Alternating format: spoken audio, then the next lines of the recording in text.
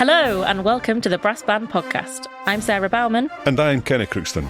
And together we're here to talk about all things brass banding, from the unique individual stories to the innovative developments and the future of this musical culture. So, whether you're a seasoned brass band lover, Just getting started, or just curious, you're in the right place. Let's go!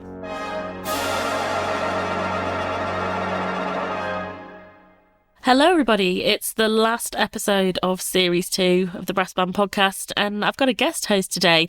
Welcome to BBE's Youth Development Manager, Deirdre Waller-Box. How are you doing? I'm good, thanks. How are you? Good, I'm good. So, you're new to the podcast, Dee, so tell us a little bit about yourself. I am, as you said, the Youth Development Manager for Brass Bands England. I came onto the team about 5 years ago now as part of the Brass Foundations team and now moved into this new role with BBE, focusing on the 18 to 25-year-old age group, which is an exciting progression. Tell us a little bit about your journey, your history into the wild world of brass banding. I'm a trombone player from way back and I spent many years playing in orchestras, concert bands. Did do a little bit of brass banding back in New Zealand, but not a lot. And when I came over here to the UK, I started doing a lot of whole class brass teaching and was convinced by a fellow teacher that I should be teaching it as a brass band rather than as a concert band style that I had been doing. So that was kind of my introduction into teaching in a brass band style with trombones and the treble clef of all things. And we moved on from there to the point where we're at currently, which is as the Youth Development Manager for Brass Bands England, working with a lot of youth bands, with a lot of community bands. I've taken part in supporting at things like Youth Champs, also involved with Camden Music and their Camden Youth Brass, which started out way back when it began as a Brass Foundations project and is still running now every single week in Camden. I'm involved at Amersham Band, running their training program, which is Brass Blast, Complete Beginners, and Brass Roots, which is their next training band up. So that's an exciting organisation to be a part of and to see the development of youth growing there. As well as that, I'm now the MD for London Metropolitan Brass's Community Band, which is another fantastic organisation in North London. And I've been involved with adult learner courses at London Metropolitan Brass and seeing the excitement there of adults picking up instruments for the very first time, joining in a community environment. And from that, at LMB this year, we've started one whole new band from 2 adult learner courses because our other bands were so full from adult learners that we needed to start a 4th band. What an amazing dilemma to have that you just got too many players. Isn't it just? And the exciting thing was at Christmas, even though some of them had only had their instruments since September, they all joined in with the 52 caroling gigs that London Metropolitan Brass had. So it was great to have them properly involved in the community events that we do. And the big question, do you consider yourself a bander? Have you graduated to bander status, do you think? I've spent a while trying to work out when you get to that point that you do. I do spend the majority of my week doing things related to brass bands. So I think probably I would have to say that, yes, I am now officially a bander. I think you've put the hours in. Cool. So this series has all been about the next generation and we've talked to guests about composing, leadership, building band organisations and scientific research. But this episode we really wanted to focus on young people and youth voice and what they want from banding, which is why Dee is the perfect guest host because digging into working with young people, particularly that 18 to 25 age group, is exactly her role. It's a really crucial age group to make sure that people continue playing in brass bands. Dee, what do you think is one of the barriers for that age group? You know, people play in school and they play in their youth band and then we see this huge drop off. Why do you think that happens? So one of the things we discussed at our last Youth Voice meeting was the fact that people who are not going to study music at university sometimes don't prioritise taking their instruments with them because they simply don't have the space. So it's a big instrument. They don't have space in their dorm room or wherever they happen to be living. And so it gets left at home. So they're left without an instrument. So they find that a barrier to going and joining a band. Some universities, as we know, don't have brass bands. And so that is another barrier. Where do they find their local community band to go and join when they're so caught up in their studies and getting to start at university life, which we know is a big change. Then there are the people that don't go off to university. How do we keep them engaged in our own youth bands? Are we making sure that we're giving them opportunity to take on leadership roles? Or are we still keeping them in the roles that they were in when they were essentially children and teenagers with us?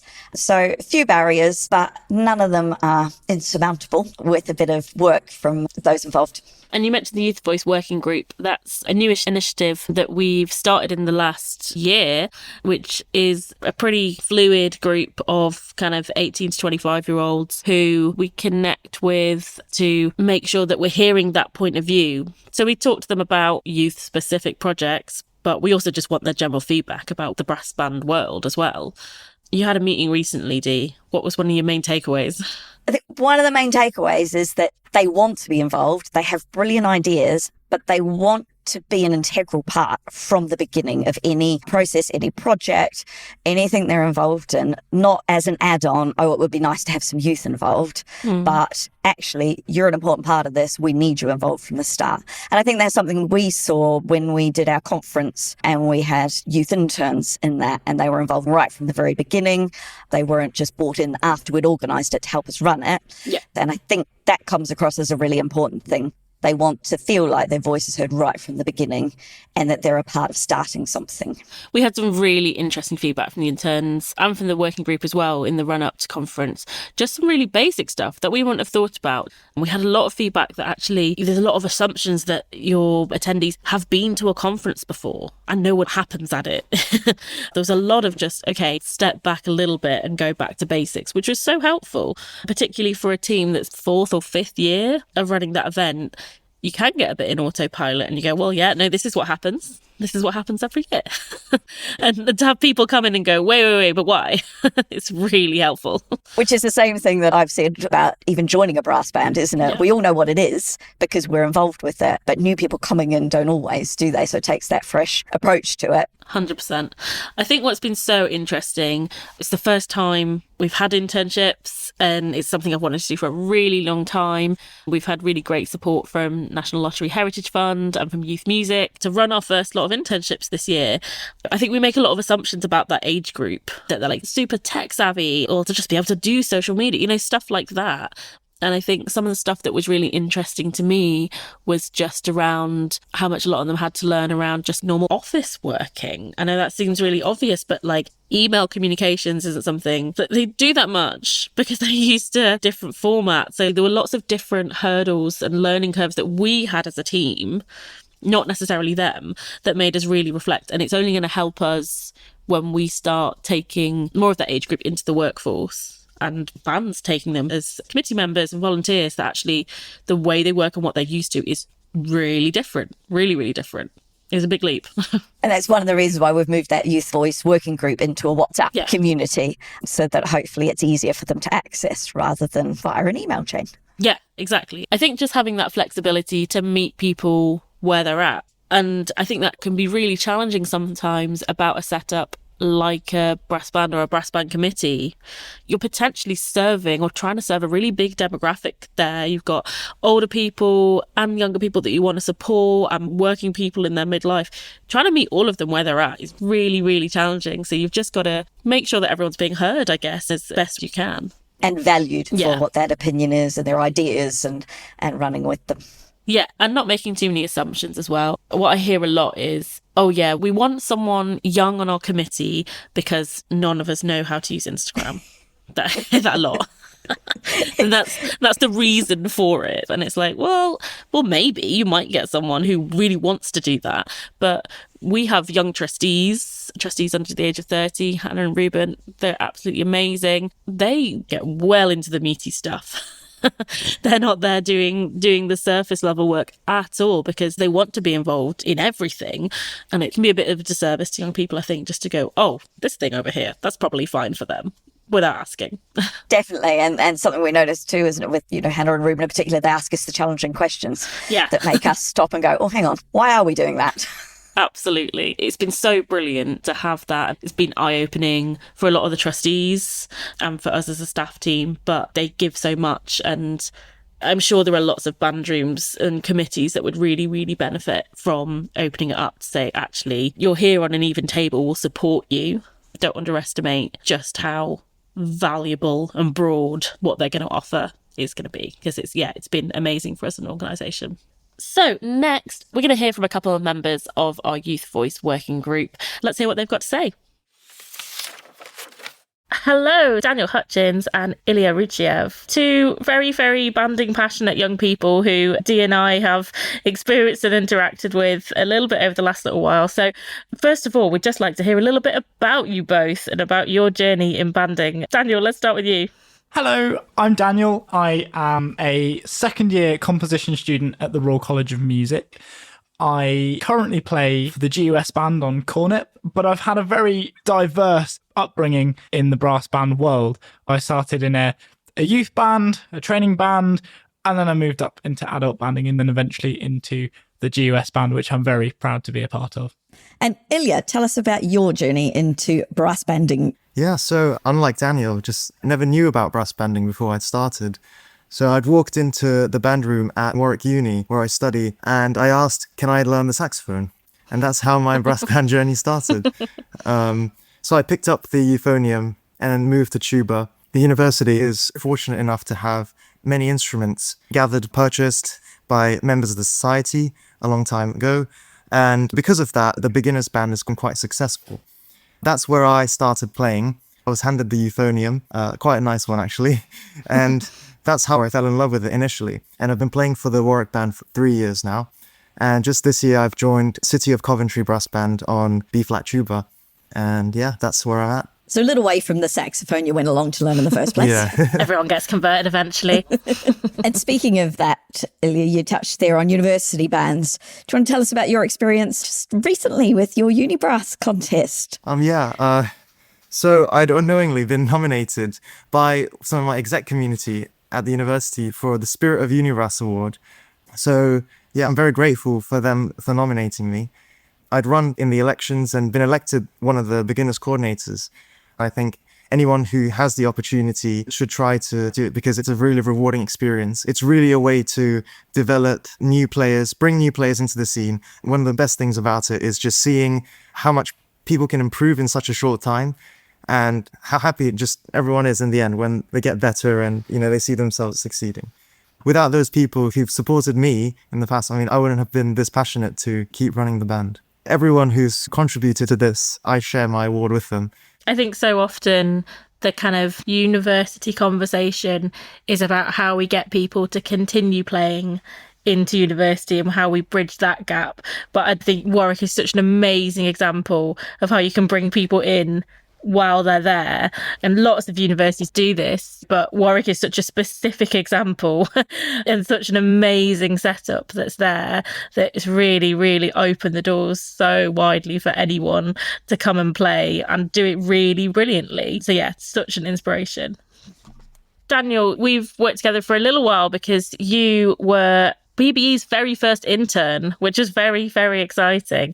So tell us a bit about your experience as an intern in the brass band world. Yes, well, I was extremely lucky to have worked at BBE where I got to help leading up to the Brass Bands Conference. And I absolutely loved it. I think the skills that I got from it, I really got to combine teamwork and people skills with my love for banding, and I think that was such a great combination for me, especially being as passionate about brass bands as I am. And have you ever thought of working in brass banding as a possibility or something that could be out there for anyone? To be honest, no. And I think anyone around me in my life in the banding world would probably tell you the same, I think. And it was great. It was definitely a field of work that I'd never been exposed to before. I was very lucky. So before I started at the Royal College of Music, I took a gap year in teaching, which I really enjoyed.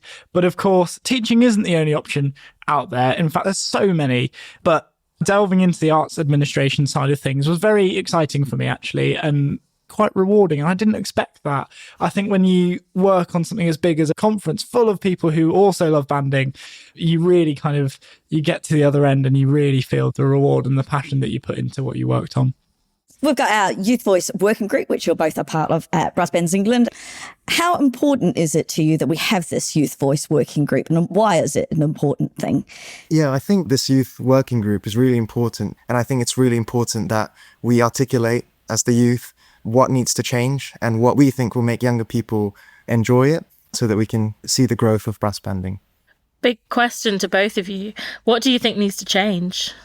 I think for me, probably the awareness of banding, making people aware it's a thing that exists. And I know that sounds quite silly, but we're all so busy in the modern world that we don't know about the local brass band playing at the local bandstand or a theatre nearby. And I think that's something that should be quite an easy fix, but I think is a challenge that many bands face. And of course, let's face it, phones are taking up our time. The kids are doing sports, perhaps other musical activities, all sorts. There's so much going on.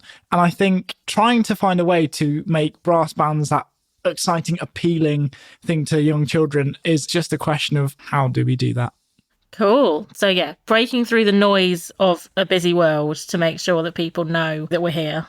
Ilya, what about you? What do you think needs to change? What do I think needs to change? I agree with what Daniel said.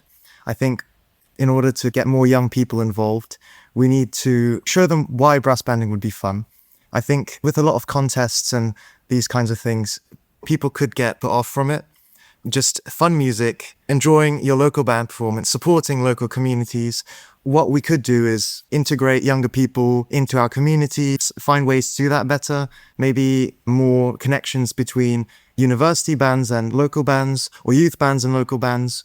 I think these kinds of things could help to kind of bridge the gap. Can you tell us a little bit about some of the conversations? So what does it look like at the moment? Being in the Youth Voice Working Group is great. I think it's a fantastic open platform for anyone who's, I think it's under 25. Mm-hmm. I think that's such a cool thing. We can all talk about banding and what we love. And ultimately, it's about how we make it better for other young people. Something I really value is that open factor. We're all allowed to suggest ideas. We can talk about different things. We can scrutinise other ideas. And ultimately, it's a really productive session in addressing what direction is young players banding going. I think that's very, very exciting. Something that both Ilya and I would really appreciate is more people to join, because there are loads of young people out there and we all love banding. So let's talk about it. Where do we want to see it go? I think that's ultimately my passion for the working group. So the last one, we talked about things like, and you just touched on it now, about community bands twinning with university bands, doing more with community bands. Yeah, it was quite an interesting one. So what was suggested was, why not arrange joint concerts, rehearsals together possibly? That would help kind of integrating our younger audience into local bands. Another thing that we talked about was this Proms in the Playground event, which BBE organises. That would be a really good opportunity for local bands or uni bands to go into local schools. It would be a really meaningful experience for both us and the children at schools. And essentially what Proms in the Playground does is we would send a subgroup or a group of our university band to play for a local school and share the joy with brass banding with them. You know, maybe play some baggy trousers or something fun. Baby Shark. Just being more active from uni bands and community bands to support the youth. I think that's what we need to do. Just, do as much as we can and take action. The Youth Voice Working Group, sometimes the focus can be very much on what do we want for young people, but the space is also there just to get this age group's perspective on anything as well. It's not kind of ring-fenced to young people activities. So thinking generally, what do you want to see from banding and from BBE in the next few years? For me, I think it's new ideas, and that's ever so easy to say because, of course, coming up with them in the first place is the hard bit, isn't it? I find ideas like Proms in the Playground, for example, that's such an exciting idea, I think, because you're reaching these huge audiences, actually. You go to a school, you've got all these children there who, frankly, have no choice but to listen to you, which is a good and a bad thing, I suppose. But the young children absolutely love music. I think when they see live music, it's really special. It really touches you. You feel the music. And I think being in that environment is so rewarding as a player, because no matter which band you play for, we all wish we could be filling the Albert Hall with thousands, millions of people sat there. But of course, that's just not how the world is at the moment. And I think you go to a really appreciative audience, like a school, for example, with children who really enjoy it. I think that's really rewarding. From my own playing experience, I was really lucky. So I got to DEP, so help out the KNDS Fairy Band, who of course are very known for their acid brass set. And it must have been 2024 in the summer that they took part in the Wilderness Festival, which is this really fantastic outdoor music festival for people who want to see pop music and, well, just comedy. There were all sorts. But we were really lucky because we got to do a set that they call Brassique. And if you look up videos on YouTube, they're absolutely fantastic, the videos that they made from this.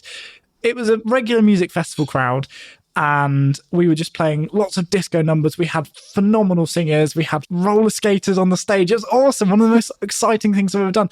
But what really touched me as a player was we weren't just playing hardcore, highbrow brass band music that often can be quite inaccessible for people. We were playing music that people really enjoyed, and there were literally people as far as the eye could see. And I think doing new things, doing different things like that, engaging beyond the world of brass banding is so exciting. I've been really lucky in my past as well to have done shows like the Snowman, which I know bands up and down the country do now, Wallace and Gromit. Again, audiences are so different there because they're there to see the Snowman or Wallace and Gromit, and then they've got the added bonus of a live brass band. And I think you're reaching all these extra people. And I think that's really exciting. Of course, there's a huge audience for just a regular concert. I mean, you look at the big London orchestras, for example, you get sellout audiences there all the time. How can we tap into that as well as beyond? I think that's a really exciting idea to explore. And I think as a younger player myself, that's something I'm quite keen to do. I remember, in fact, I helped out Amersham Band, who, of course, Dee, you're very close to. They did the Snowman, and we put on 4 shows, and it was fantastic. People absolutely loved it. And Amersham's great because you've got this real line of progression through the band of really little children who are probably smaller than the instruments that they play, right the way through to even older bands. It's amazing. You can engage with it at any level. And I think banding, that's the image it needs going forwards. And I think that's such an exciting way for people to engage and look at banding in a very exciting way, because of course the reward you get from it, there's so many scientific studies out there, aren't there, on the benefits of music and playing with other people, all of these things. I think banding, it's great. If I could, I'd convert everyone to it. But yeah, looking outside the box is, for me, where things are going forward artistically, and both kind of the way that bands carry themselves. So whether that's exciting social media campaigns, playing at different unique venues, as it were, so beyond the concert hall, these things are perhaps where bands should look. And I think there's definitely a gap in that world. You could convert anyone, Daniel. I'm known for it around college. I go around filling everyone with brass band propaganda. I love it. Yeah, but brass bands can and are for all players and for all audiences. Brass bands are for everyone. And in a way, they're such an important part of British music culture, aren't they? And I think bands have got a big role to play in getting themselves out there.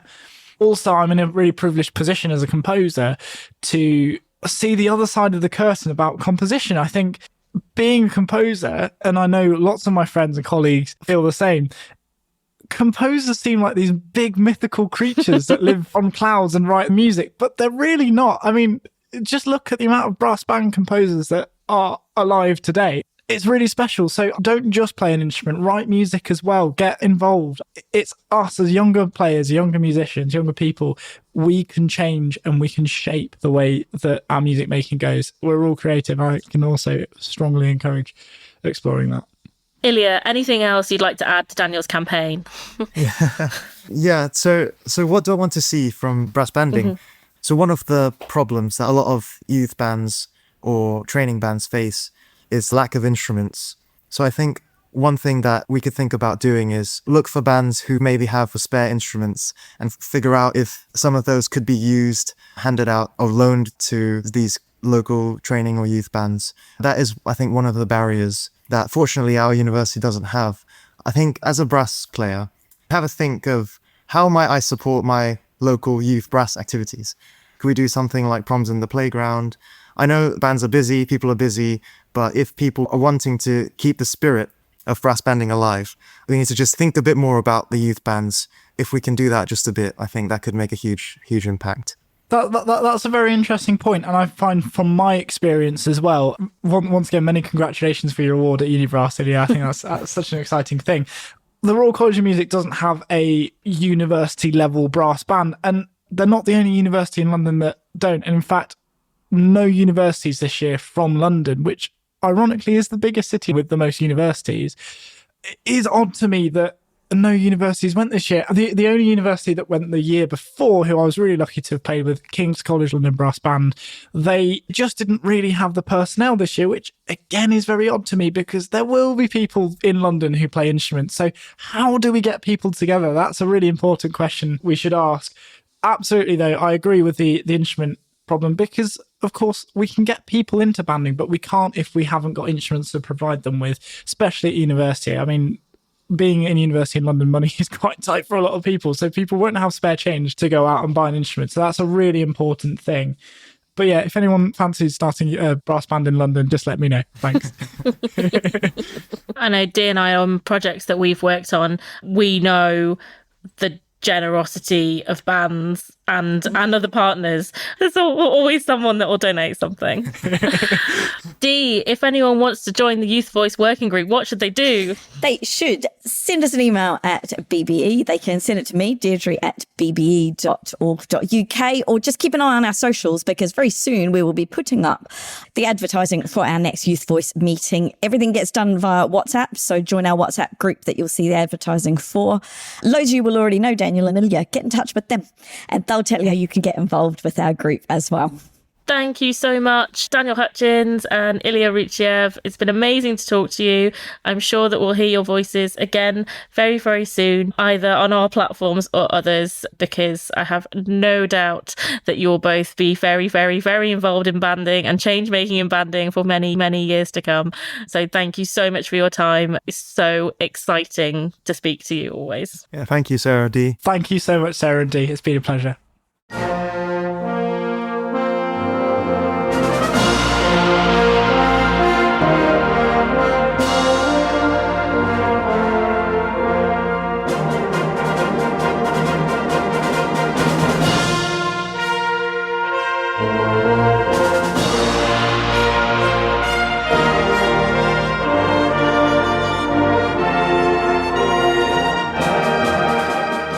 That was the Foden's Youth Band playing Prismatic Light, a certified banger. Dee, your youth band has told me it is in fact a banger. 100%.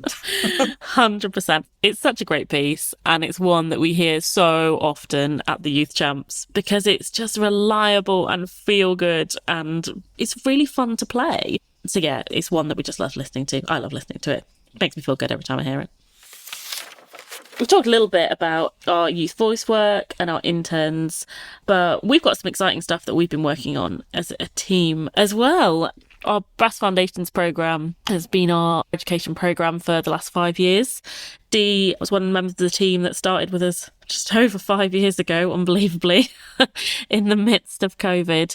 And it's been a real journey. We've kind of figured out what we want from it along the way. And we're now at a point where we've reworked and re-looked at what our offer is. And at the time we're recording, we're just finalising the launch for that new offer. Dee, do you want to tell us a little bit about it? Super exciting. We're going to be offering a lot more support to community band leaders, teachers who are teaching whole classes in schools, teachers who are teaching one-to-one. So there's a lot of new things coming on offer for our Brass Foundations. We've got some brilliant resources that you're going to be able to access via our website, including some for the 18 to 25 age, which we're calling our Momentum Hub.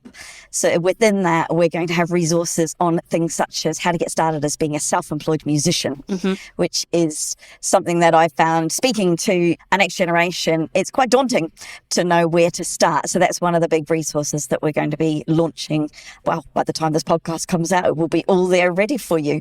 We've also got Leader Lab. Do you want to tell us a bit more about the focus of that, Dee? So Leader Lab is an offer for anybody working in community bands or even leading whole class ensembles of musicians in schools. And you will be buddied up with a member of our Brass Foundations team who is experienced at leading these groups. And they will work with you to look at what you're doing currently and to offer suggestions on the next steps you might take in your leadership of your bands.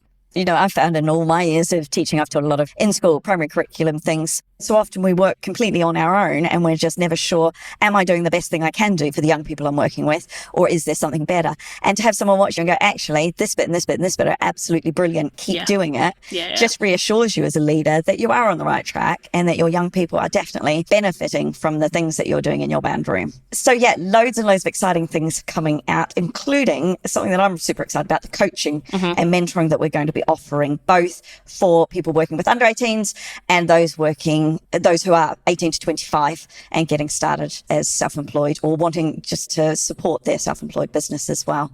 So lots of things on offer there that are super exciting. Yeah, it's a big shift for us. It's very different in terms of what we've delivered before.